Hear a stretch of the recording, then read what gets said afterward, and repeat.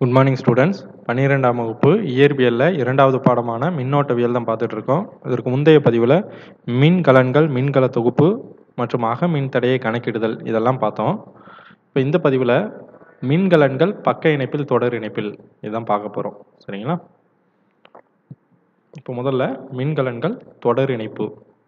இப்போ இங்கே இந்த படத்தில் பார்த்தீங்கனாலே உங்களுக்கு தெரியும், ஒரு 4 மின்கலன்கள், ஒவ்வொரு மின்கலனுடைய மின் இயக்கு விசையும் சை என்கிற ஒரே மதிப்பை தான் பெற்றிருக்கு. இந்த மின்கலன்களை தொடராக இணைச்சிருக்காங்க. சரிங்களா? இப்போ தொடராக இணைச்சிருக்காங்க நம்ம எப்படி சொல்கிறோம் அப்படின்னா, இது முதலாவது மின்கலன் வச்சுக்கோங்க. இது 1, இது 2, இது 3, இது 4. இந்த மாதிரி 4 மின்கலன்கள் இருக்கு. இதில் முதலாவது மின்கலனுடைய எதிர்முனையுடன், சரிங்களா, முதலாவது மின்கலனின் எதிர்மின் சுமை கொண்ட அந்த முனையானது இரண்டாவது மின்கலனின் நேர்முனையோடு இணைக்கப்பட்டிருக்கு. இந்த இப்படி இணைச்சிருக்காங்க. அடுத்து இரண்டாவது மின்கலனுடைய மைனஸ் மூன்றாவது மின்கலனோட பிளஸோட இணைச்சிருக்காங்க. மூன்றாவது மின்கலனோட மைனஸை எடுத்துட்டு போய் நாலாவது மின்கலனோட பிளஸோட இணைச்சிருக்காங்க. இப்போ முதலாவது மின்கலனின் பிளஸும் நான்காவது மின்கலனின் மைனஸும் இருக்கும். இது ரெண்டையும் என்ன பண்ணியிருக்காங்க, ஒரு மின் தடையாக்கியோட இணைச்சிருக்காங்க. இந்த மாதிரி இணைக்கப்பட்டிருந்தா இதைத்தான் என்ன சொல்றோம், தொடர் இணைப்பு அப்படின்னு சொல்றோம். இதுல எல்லாத்தோட மின்கலனின் அக மின்தடை, அதுக்கு அடுத்து மின் இயக்கு விசை சை, இது எல்லாமே இந்த மாதிரி ஒரே மாதிரியாகவே அமைஞ்சிருக்கு. சரிங்களா? இப்போ இதில் என்னெல்லாம் நம்ம கண்டுபிடிக்க போகிறோம் அப்படின்னா, முதலாவதாக மின்கல தொகுப்பின் மொத்த மின் இயக்கு விசை கண்டுபிடிக்க போகிறோம். இப்போ எல்லாமே தொடராக இணைக்கப்பட்டிருக்கிறதுனால மொத்த மின் இயக்கு விசையை நம்ம எப்படி எழுதிக்கலாம், எத்தனை மின்கலன்கள் இருக்கோ அதை ஒரு மின்கலனின் மின் இயக்கு விசையால் பெருக்கினா போதும். அப்போ நான் மின்கலன்களின் எண்ணிக்கை n எடுத்துக்கிறேன், மின் இயக்கு விசை சை. அப்போது தொகுபயன், தொகுப்பின் மொத்த மின் இயக்கு விசையை n சைன்னு எழுதிக்கலாம். அடுத்து மின் தடை அப்படின்னு சொல்லும் பொழுது இதில் ஆர் அப்படின்னு சொல்லிட்டு ஒரு புற மின்தடை இணைக்கப்பட்டிருக்கு. அடுத்ததா ஒவ்வொரு மின்கலனுக்கும் என்ன இருக்கும், ஒரு அக மின்தடை இருக்கும். ஸோ இந்த அக மின்தடை இதை சேர்த்து நம்ம எப்படி எழுதிக்கலாம், n ஆர்னு எழுதிக்கலாம். இது அக மின்தடை. இந்த அக மின்தடையோட இந்த புற மின்தடை எப்படி இணைக்கப்பட்டிருக்கு, தொடராக இணைக்கப்பட்டிருக்கிறதுனால இதையும் நம்ம சாதாரணமாக என்ன பண்ணிக்கலாம், கூட்டிக்கலாம். அப்போ nr + r. இதுதான் இந்த தொகுப்போட மொத்த மின்தடை, nr + r.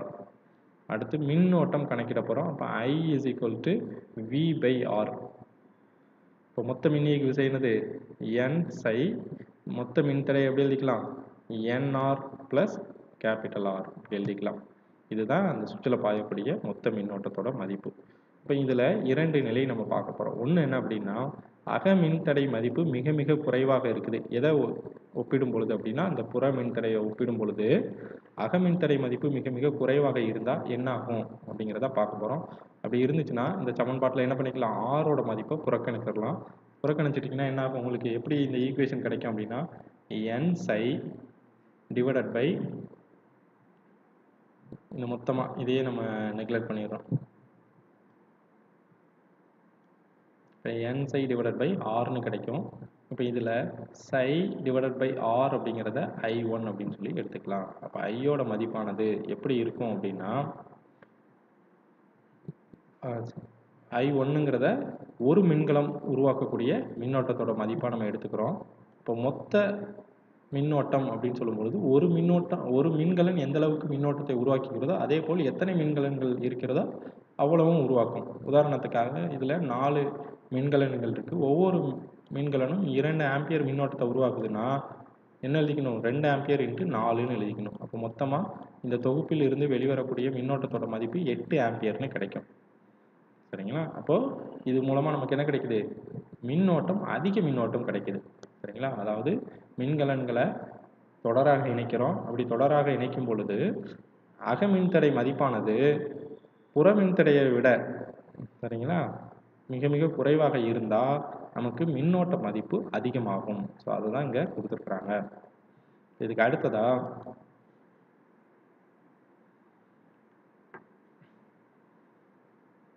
நிலை 2 பாருங்க. அக மின்தடை மதிப்பு அதிகமாகவும் புற மின்தடை மதிப்பு குறைவாகவும் இருந்தால் என்ன ஆகும். இப்போது கேபிட்டல் ஆர் அப்படிங்கிறத நம்ம என்ன பண்ணிக்கலாம், நெக்லெக்ட் பண்ணிடலாம். அப்போ இந்த சமன்பாட்டில் இருந்து என்ன ஆயிரும், கேபிட்டல் ஆருங்கிறதே நெக்லெக்ட் ஆயிரும். அப்போது n psi divided by nr n cancel பண்ணிடலாம். அப்போ psi டிவைடட் பை r அப்படின்னு சொல்லி எழுதிக்கலாம். இப்போ psi அப்படிங்கிறது எப்படி ஒரு மின்கலனுடைய மின்னியக்கு விசை. அதை என்ன பண்ணுறோம், அகமின் தடையால் பெருக்கிறோம். அப்படி பெருக்கும்போது மதிப்பு நமக்கு என்ன கிடைக்கும், மிக மிக குறைவான மதிப்பாக கிடைக்கும். ஏன்னா ஆரோட மதிப்பு மிக அதிகமாக இருக்கும் அப்படின்னு சொல்லி பார்த்துருக்கோம். சரிங்களா? அப்போது இந்த இடத்துல என்ன அப்படின்னா, மொத்த இந்த அமைப்பு உருவாக்கக்கூடிய மின்னோட்டத்தோட மதிப்பு எப்படி இருக்கும் அப்படின்னா, ஒரு மின்கலத்தின் மின்னோட்டத்துக்கு தான் சமம். அதாவது மொத்த அமைப்பு நம்ம 5 மின்கலனோ இல்லை 50 மின்கலனோ இணைச்சாலும் அந்த 50 மின்கலனும் உருவாக்கக்கூடிய மின்னோட்டத்தின் மதிப்பானது ஒரு மின்கலன் உருவாக்கக்கூடிய மின்னோட்டத்தின் மதிப்புக்கு சமமாக இருக்கும். ஸோ இந்த முறை நமக்கு பயனற்றது. இது மூலமாக மின்னோட்ட மதிப்பு குறைவாக தான் இருக்கும். சரிங்களா? இந்த நிலையில் அப்போது இதுலேயே 2 விதமாக நம்ம எடுத்துக்கலாம். எப்படி எடுத்துக்கலாம்னா, ஒரு மின்கலன்களை நீங்கள் இணைக்கிறீங்க, தொடர் இணைப்பாக இணைக்கிறீங்க. அப்படி இணைக்கும் பொழுது மின்கலனுடைய அகமின்தடை மதிப்பு குறைவாக இருந்துச்சுன்னா உங்களுக்கு மின்னோட்டத்தோட மதிப்பு அதிகமாக கிடைக்கும். இது மிகவும் பயனுள்ள ஒரு அமைப்பு.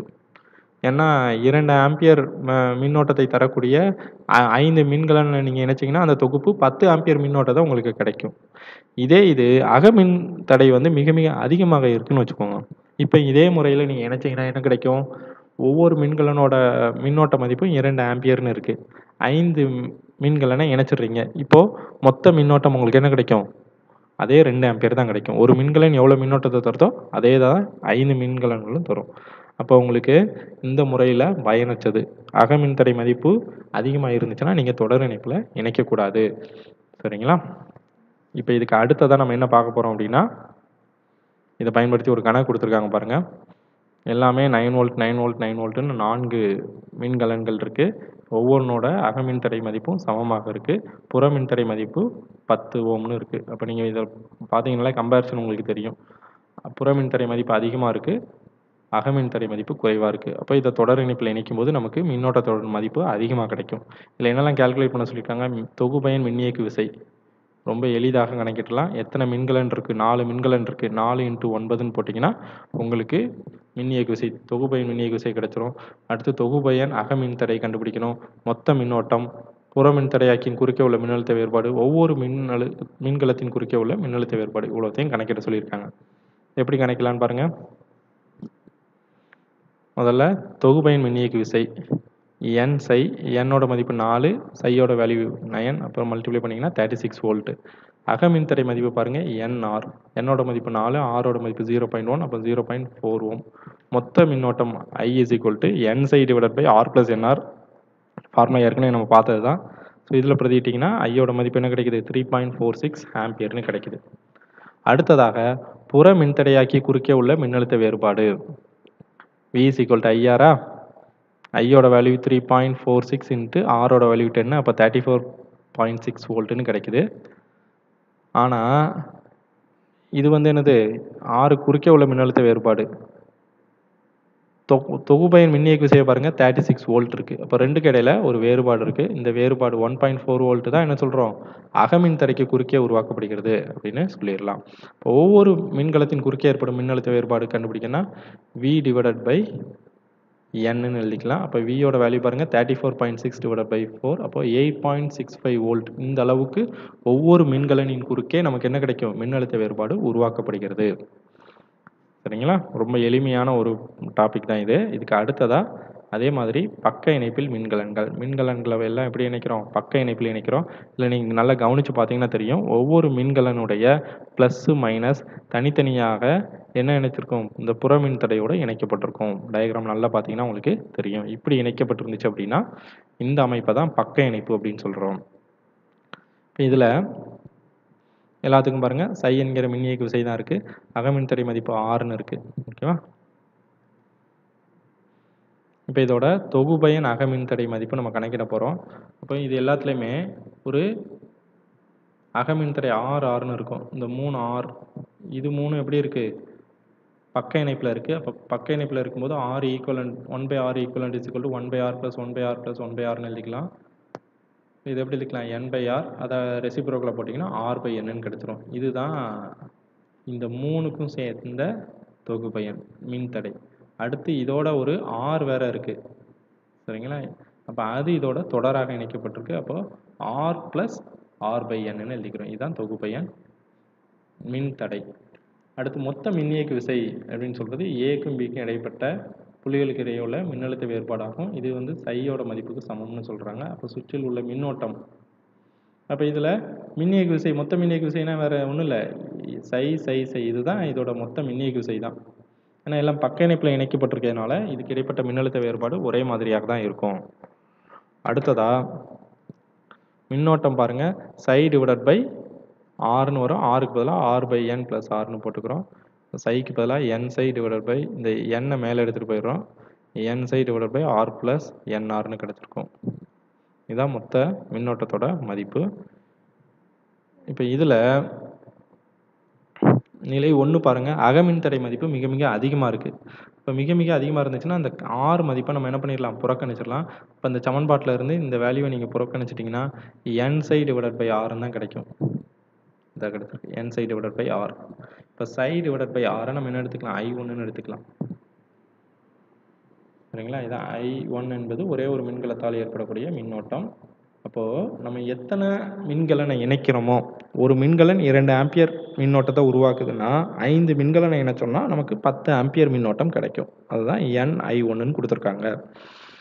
இதே மாதிரி அப்போ என்ன அர்த்தம் அப்படின்னா, நீங்கள் ஒரு மின்கலனை பார்க்குறீங்க, அதோட அகமின் தடை மதிப்பு மிக மிக அதிகமாக இருக்குது. அப்போ அதை வந்து தொடர் இணைப்பில் இணைக்காமல் பக்க இணைப்பில் இணைச்சிட்டிங்க அப்படின்னா உங்களுக்கு தொகுபயன் மின்னோட்டத்தோட மதிப்பு கணிசமாக உயர்கிறது, சரிங்களா? அடுத்தது பாருங்கள், அகமின் தடை மதிப்பு மிக மிக குறைவாக இருக்குது. இப்போது அந்த ஃபார்முலா ஐயோட மதிப்பு என்ன ஆகுது, சை டிவைடட் பை ஆர்னு கிடைச்சிருது. இந்த சை டிவைடட் பை ஆர் அப்படிங்கிறது ஒரே ஒரு மின்கலனால் ஏற்படக்கூடிய மின்னோட்டத்திற்கு சமம், சரிங்களா? அப்போ என்ன அர்த்தம், நீங்கள் எவ்வளவுதான் மின்கலன் வந்து அகமின் தடை மதிப்பு குறைவாக இருக்கும்போது அதை பக்க இணைப்பில் இணைச்சிட்டிங்கன்னா நமக்கு மின்னோட்டத்தோட மதிப்பு மிக மிக குறைவாக தான் இருக்கும், சரிங்களா? அதனால் இந்த முறை வந்து பயனற்றது, ஓகேவா? இப்போ இதை பயன்படுத்தி நம்ம கணக்குகள் கொடுத்துருக்காங்க, அதையும் பார்த்துடலாம். இந்த கணக்கு பாருங்கள், 4 மின்கலன்கள் இருக்குது, பக்க இணைப்பில் இணைச்சிருக்காங்க. ஒவ்வொன்றோட மின்னியக்கு விசையும் சைன்னு இருக்குது. அகமின் தடை மதிப்பு 0.5 ஓம்னு இருக்குது. தொகுபயன் மின்னியக்கு விசை கால்குலேட் பண்ண சொல்லியிருக்காங்க. தொகுபயனானது அதே 5 வோல்ட் தான் இருக்கும், சரிங்களா? அப்போ தொகுபயன் 5 வோல்ட். அடுத்து தொகுபயன் அகமின் தடை மதிப்பு கணக்கிட சொல்லியிருக்காங்க. இப்போ ஆர் ஈக்குவலன் டு ஆர் பை என். இப்போ இதை போட்டிங்கன்னா 0.5 டிவைடட் பை என், இப்போ 0.125 ஓம்னு கிடச்சிருக்கு. இது தொகுபயன் மின்தடை. மொத்த மின்னோட்டம் I இஸ் ஈக்குவல் டு சை divided by R plus R divided by என்னு வரும். இந்த எண்ணை நீங்கள் எல்சிஎம் எடுத்துகிட்டு அதுக்கடுத்து எண்ணை கூட மேலே எடுத்துகிட்டு போயிட்டீங்கன்னா உங்களுக்கு என் சை டிவைடட் பை ஆர் ப்ளஸ் ஆர்ன்னு கிடைக்கும். அந்த மதிப்புகளெல்லாம் இதில் பிரதிட்டிங்கன்னா உங்களுக்கு 0.5 ஆம்பியர்னு கிடைக்கும். அடுத்து ஒவ்வொரு மின்கலத்தின் குறுக்கே உள்ள மின்னழுத்த வேறுபாடு பாருங்கள், எல்லாமே பக்க இணைப்பில் இருக்கிறதுனால எல்லாத்துக்குமே ஒரே இதான் கிடைக்கும், 5 வோல்ட் தான் கிடைச்சிருக்கு. ஒவ்வொரு மின்கலத்தால் ஏற்படக்கூடிய மின்னோட்டத்தோட மதிப்பு I டிவைடட் பை என், அப்போ அதுவும் 0.125 ஆம்பியர்னு கிடைச்சிருக்கு, சரிங்களா? ஓகே, இப்போ இதில் மின்கலன்கள் பக்க இணைப்பில் தொடர் இணைப்பில் அப்படிங்கிறது பார்த்துட்டோம். அது சம்மந்தமான கணக்குகள் பார்த்தாச்சு. இதில் உங்களுக்கு ஏதாவது சந்தேகங்கள் இருந்துச்சு அப்படின்னா இந்த நம்பருக்கு நீங்கள் கான்டாக்ட் பண்ணி கேட்டுக்கலாம். Thank you students.